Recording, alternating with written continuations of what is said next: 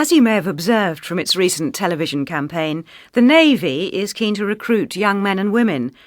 With us today, we have Chief Petty Officer Peter Martin, who has kindly agreed to share some of his experiences with us. Peter, what was behind your decision to join the Navy? Well, it goes back to where I came from. I knew there were better opportunities out there compared to what was in my hometown.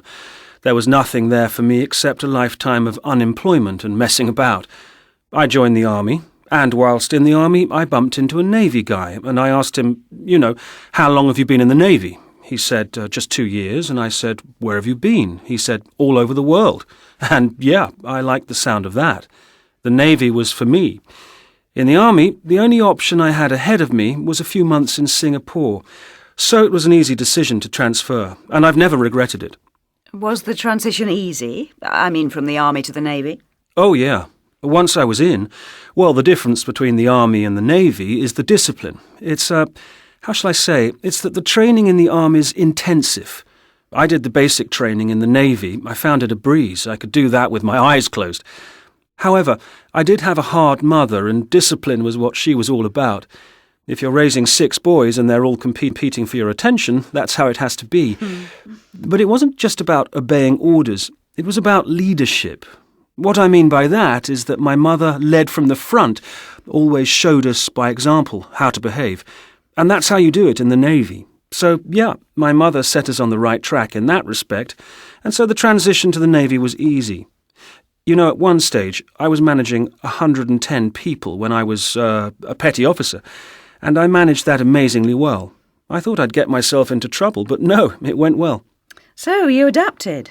But what about the new recruits? How do they find it? Well, some of these new recruits plan on coming for a good time, not a long time. When I joined, I walked in and said, this is me for 20 years. These guys, they can't handle leaving home, that security, adjusting to a structured military organisation where rules and regulations are put on them, and taking care of themselves. A big thing when you're coming from school. Mum used to do your washing and your ironing, all that stuff, so a lot of these kids come and don't even have these skills. So I think it's important for kids leaving school and thinking seriously about the military. They need to be aware that life in the Navy is about self-discipline and that they're going to have to adjust to that. If you can achieve that, you'll do well. The other big factor they should remember is that you get friends for life, whether you like it or not, basically. It's the camaraderie that keeps you going at times. And when you go back to your hometown, what kind of a reaction do you get from people when you go back home? Yeah, well, I think it's more jealousy. A lot of them can't see past the front gate. I mean, they've got no desire to find out what's going on in the world beyond the edge of town, and that's all my generation I'm talking about. However, the older people down there welcome you in for a cup of tea to talk about where you've been, what you've done, what you've achieved, and just, because they've never been anywhere else either, but they're curious. I was the unusual one. I was the only one from my year. I think I was the first one from my actual town to join the military. If I'd stayed there, it would just have been a matter of time before I ended up the same way as my old mates. Pretty aimless, really. So when I go home, it reminds me of how far I've come, everything I've accomplished. And I get a lot of self-satisfaction out of that, to be honest. How do you think the public perceive the Navy? It's generally naivety. All they hear is how much money we're pumping into this and that, when things have gone wrong, guys having accidents. They only see what the media feeds them. And a lot of people see that it's not wartime, so why do we need a Navy? I think more publicity is going to help. We've just done a documentary on the officer training school. More stuff like that would be beneficial to the Navy, such as boardings. It would be good to document a boarding.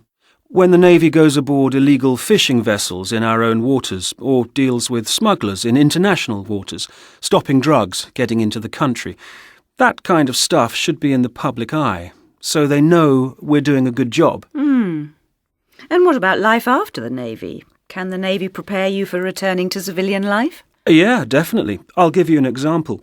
My mate Brendan, we joined together.